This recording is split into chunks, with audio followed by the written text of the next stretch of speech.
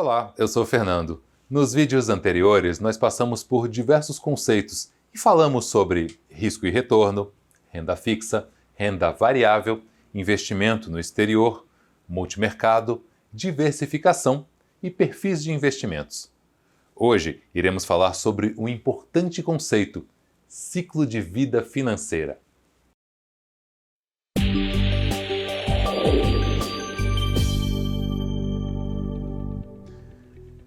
Quando conversamos com pessoas próximas, podemos perceber que elas se encontram em momentos distintos de vida, com estruturas e necessidades financeiras diferentes.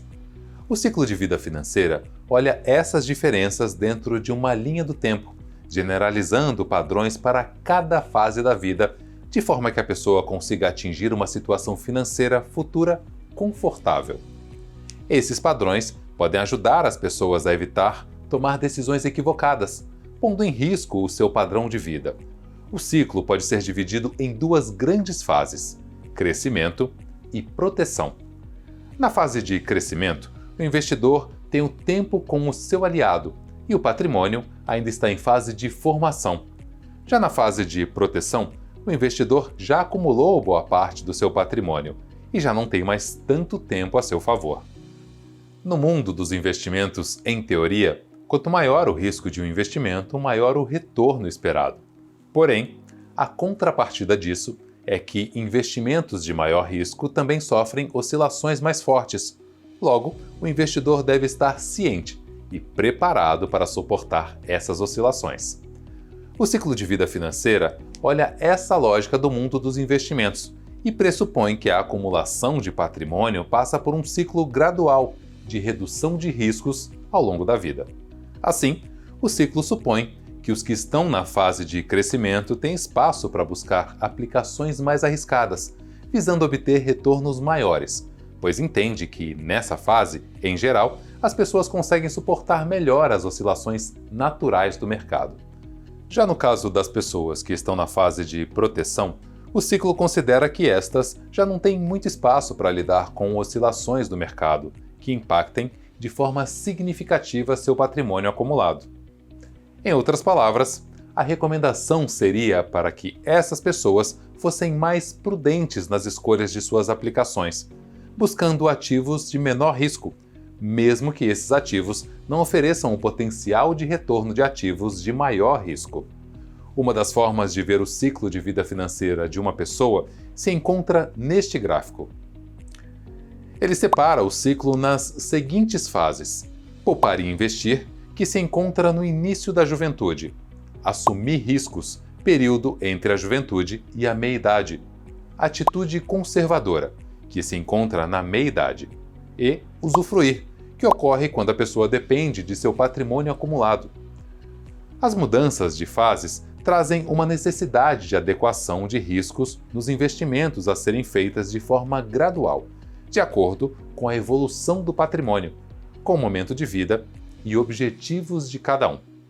Ah, Fernando, em qual fase eu me encontro?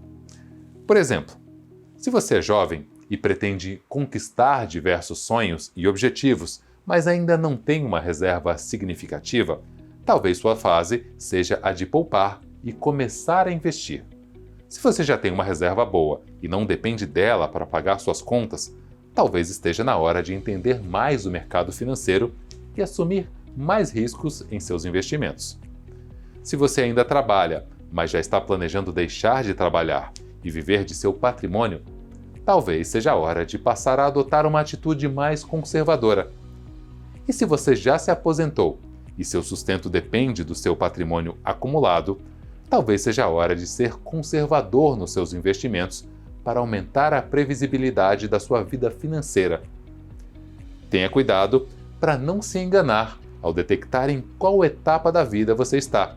Uma falha pode trazer consequências difíceis de serem contornadas. Os participantes dos planos Visão Telefônica, Visão Multi e Mais Visão possuem 5 perfis de investimentos, com diferentes níveis de risco que podem ser utilizados para navegar na curva do ciclo de vida financeira.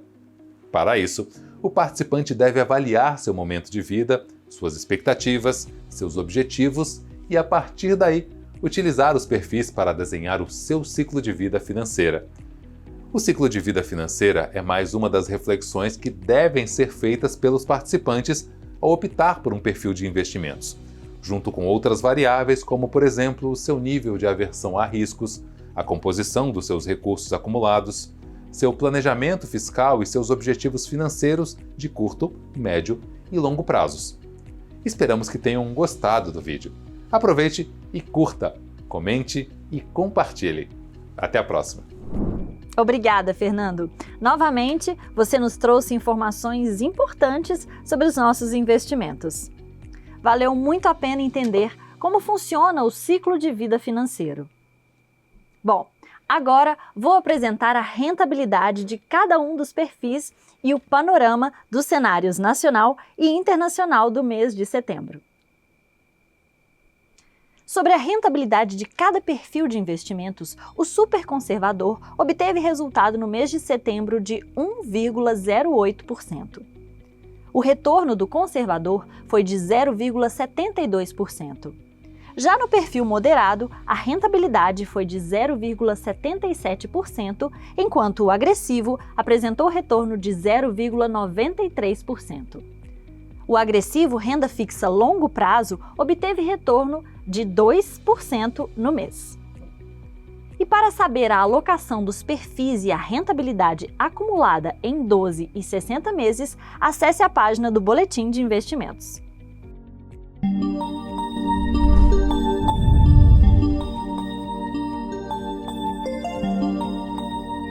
No contexto nacional, 3 temas que estavam afetando de forma significativa o mercado, crise energética, inflação e eleições que definem o próximo governo brasileiro, tiveram um cenário um pouco mais ameno. Em relação à crise energética, no mês de setembro, os preços no mercado nacional de combustíveis continuaram arrefecendo, apesar de ainda não ser possível mapear se esse comportamento se estenderá ao longo do tempo. Em relação à inflação, os números apresentados no mês reforçaram visões menos pessimistas sobre sua dinâmica, favorecendo as expectativas principalmente para horizontes mais curtos. Nesse cenário, o Banco Central acabou por confirmar a interrupção do ciclo de alta da Selic, com a taxa sendo mantida em 13,75%.